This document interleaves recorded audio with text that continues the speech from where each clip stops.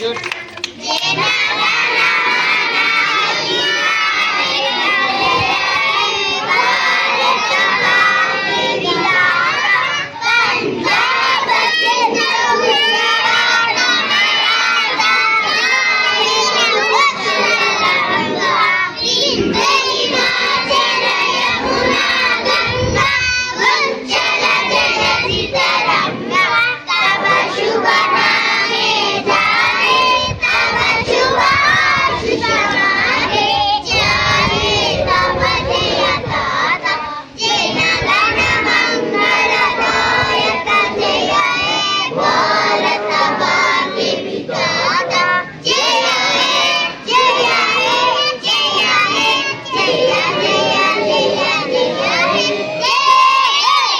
भारत माता की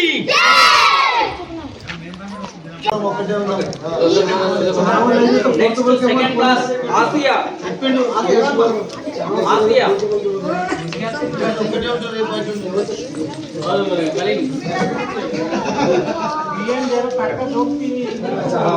next Shreya third class Shreya third class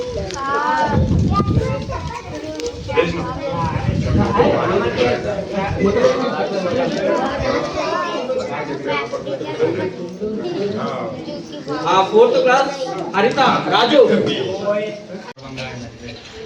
మనకు చేయాల్సిన మన భారతదేశంలో రెండు పండుగలు దేశం మొత్తం జరుపుకునే రెండు పండుగలు ఒకటి 1947 15 ఆగస్టు ఒకటి 26 జనవరి మనకు 1950లో రాజ్యాంగం అమలు వచ్చింది కాబట్టి దేశం మొత్తం ప్రతి కులం మతం అలాంటి విభేదాలు లేకుండా తేడా లేకుండా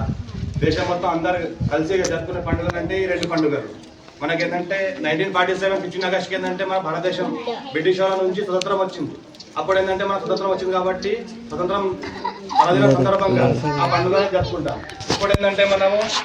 1950లో 26 జనవరి నాడు మనకు భారత రాజ్యాంగం మన భారతదేశాన్ని బ్రిటిష్ వాళ్ళ నుంచి విముక్తి పొందిన తర్వాత ఎలా నడిపించుకోవాలి ఎలా సాగించుకోవాలి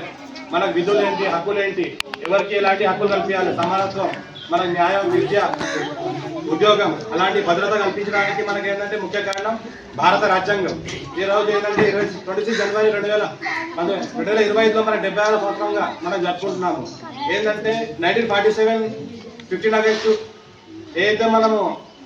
ఒక రోజు పండుగ ఇలా జరుపుకుంటున్నామో ఆ రోజు ఏంటంటే మనం బ్రిటిష్ నుంచి స్వతంత్రం పొందిన రోజు అప్పుడు ఏంటంటే ఒక పండుగ జరుపుకుంటాం ఇప్పుడు 26 జనవరి ఏంటంటే మన భారతదేశాన్ని ఎలా పరిపాలించుకోవాలి ఎలాంటి విధులు కల్పించాలి సమానత్వం ఎలా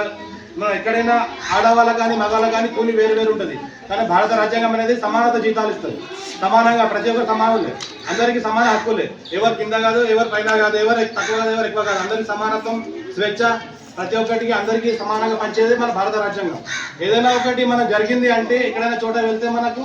న్యాయం జరుగుతుందో జరగదో తెలియదు కానీ రాజ్యాంగం ప్రకారం మనం న్యాయం కోసం పోరాడితే సమానంగా న్యాయం అందుతుంది దానికి ఈరోజు మన భారత రాజ్యాంగ పండుగ లాంటివి జరుపుకుంటున్నాము ఇది మనకి ఏంటంటే ప్రతి ఒక్క విద్యార్థికి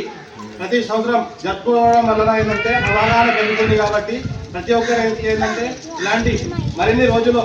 ప్రతి ఒక్కరు తెలిసి ప్రతి ఒక్కరు అవగాహన ఉండాలి కాబట్టి ఉపాధ్యాయులు కూడా దీని గురించి స్పష్టంగా బోధించాలి ఇతరుల పని ముగిస్తున్నాను.